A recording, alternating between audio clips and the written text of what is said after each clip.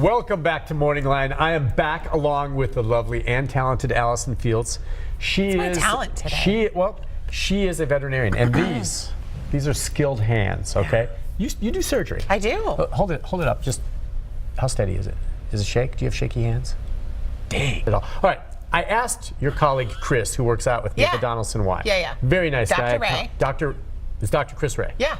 And I said to him, and we were in the locker room, a lot of other people were listening, and we were fully clothed, of course, you know, it's no big deal. But I mean, I said to him, if we were, after we were talking about some surgeries this morning, we were on a desert island. Yeah. And I needed an appendicitis and was dying, and you had the tools, but there were no doctors. You really asked Chris this? Could you perform this surgery and save my life? And he said, yep.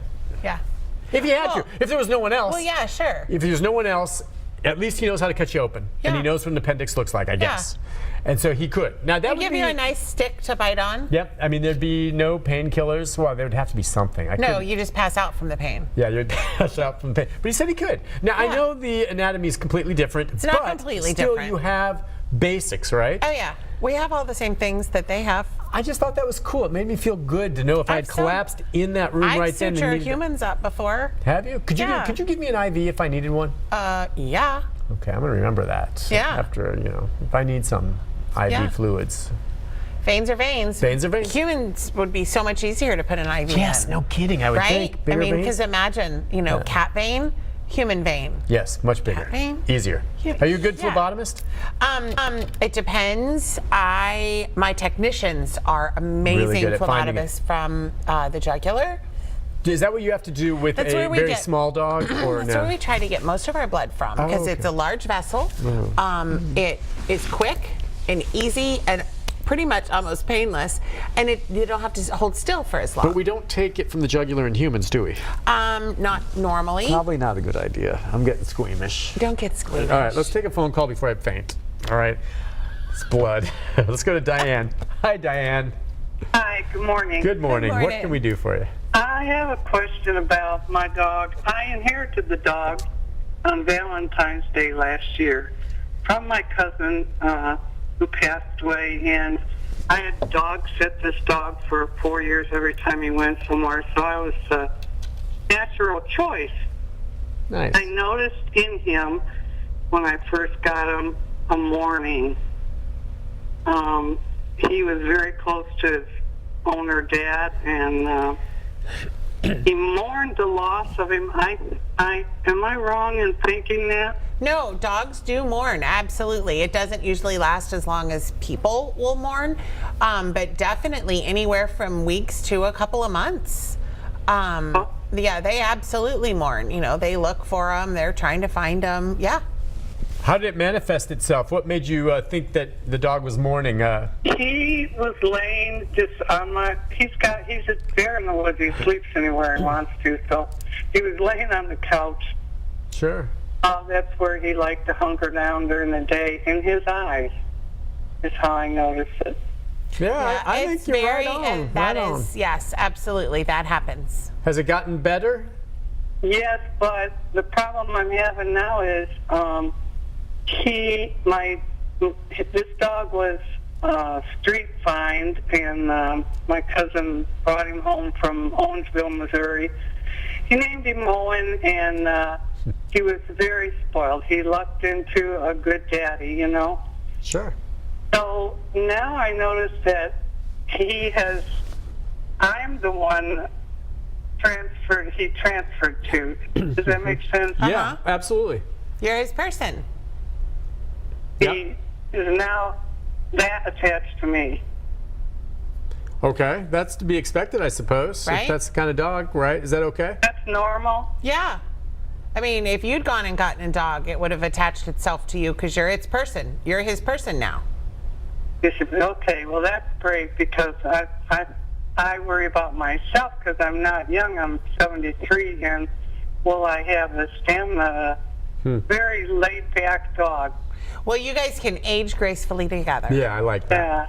That's Okay. great. Well, I appreciate it. I don't want to read in. I didn't want to read into him more than he was given, you're right on the money there. You're a good owner, and sounds like he's doing well. Yeah. I mean, that's great. Thank you for calling. Those are good questions. I adore him. Yeah, see, and I'm sure he adores you right back. So that's pretty neat.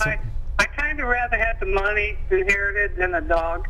No, Nah, kidding. the money can't give you love like that. Right? For all of it. He's a good boy. Good. Well, Well, good. you take care of him. Thank you for calling. Just what she described there is interesting to me, just in the terms of different breeds. I guess I missed what kind of breed she don't think she said. But, like, for instance, I've talked about Mashed Tater.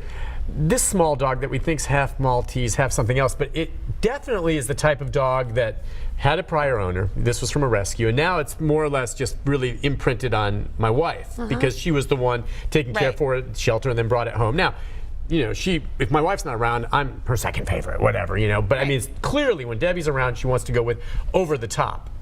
And is very, very loyal that way. Not all dogs are that crazy that way in terms of just zeroing in exclusively on one. I can tell you, pugs aren't. I mean, I may be their preference, but if my son's got a hot dog, doesn't matter. Right. Or I've been around other dogs that, they definitely have their preference owner, the alpha dog, but they're easy. They'll let anyone scratch their tummy, whereas Tater, because of the breed, is a little more I don't focused know on if just it's one because person. it might be part of the breed, but it might be part her background. Okay, yeah. I mean, there was a lot that happened there, and Sure. it's hard. But there are some breeds that are much more like, this is my person. Yeah. I will tolerate you beings, but this is my person. Right, and some others that are maybe more like Like pugs. yeah, pugs. Whoever's Or got food. what about golden retrievers or dogs like that? Yeah. That I know still have their favorites, but I mean, and Right. you've had a lot of them, but they're super friendly to everyone. Right. Yeah. Right? No, there are breeds that are definitely more friendly to everyone than others, and just. you What have to- about Great Pyrenees? I'm just curious about them because we had a big, beautiful one go through the animal rescue ARC that they had picked up, and wow, what a Pyrenees' cool-looking best dog! friends are sheep. Yeah, and so goats. they're protectors. I mean, they will tolerate people, but really and truly, I truly believe that those are a dog that love what they do. They love their job. They want to be out there with their little sheep and their goats, and that's their gig. They like people. They tolerate people. People feed them, things like that. But I really think that give a Pyrenees a barnyard to go hang with the baby goats and the sheep, or hang out inside on the couch, I think they'll pick the barnyard every time. And the reason for that is because they are proactive they're protecting them, right? Or they Yeah. want to be there kind of supervising. Yeah, they're there to protect them. They're there to make sure that nothing happens to them. In the absence of that, does that transfer to their humans where they're going to be more protective with humans? Yeah, Is that just in their nature? I think it is. Okay. Especially small children, and they might be more prone to do that. That's Yeah. what's so interesting. They're great dogs. Yeah, I just wonder. You have people oftentimes ask you, they're in the market for dogs, how they go about choosing one that fits their family. No. And I think that more people should do that. They should. I think that you more need to people research it, should don't go you? to the vet Yeah. and talk to them about what kind of dog you need. Like the whole Dalmatian situation. Okay. 15, 20 years ago when 101 Dalmatians Yeah. came out, it was the Christmas present du jour across the country. Do you have any idea how many Dalmatians went to shelters and rescues? What did the owners discover about Dalmatians when they got them? Super high energy dogs. They are not like a family pet dog that's going to lounge around. They need like a young guy who runs a lot. Yeah, and an open space to get out and about. Or just to run on a leash, somebody, or a young, woman who does a lot of outdoor hiking or running, or, can go run for 5 miles every day. They don't need to be cooped up in a house with the family. They're cute, they're great, but they are high energy dogs. Right. So if you're thinking about getting a dog, you need to do some research about it's actually not about the dog, it's about you. Yeah, what fits your What's your lifestyle? lifestyle? Right. What do you have time for? What do you have the energy for? All of this stuff. And if people would do that before they got a dog, we would have much less turnover. Yeah, it's interesting in terms of people trying to decide what type of dog. Now, I'm not sure if it's after they've retired or not, but greyhounds, for instance, which every time I've been around greyhounds, usually they've come from rescues, and They always come from rescues. Yeah, they're spectacular looking animals, and They're couch everyone who potatoes. has them is that they're one of the fastest creatures Yeah. on planet, and Yeah. they are just couch potatoes. Yes. And who would have guessed? You would have thought They're they would tired. have running. They have run their little patooties Is that off. why? So if I were to get a greyhound puppy You somehow, can't get a greyhound puppy. Is it not possible? How long have I been practicing veterinary medicine? Almost 20 years. Have I ever seen a greyhound puppy? No. They hatch as adult dogs. They just poof. There's a Seriously, greyhound. I was wondering.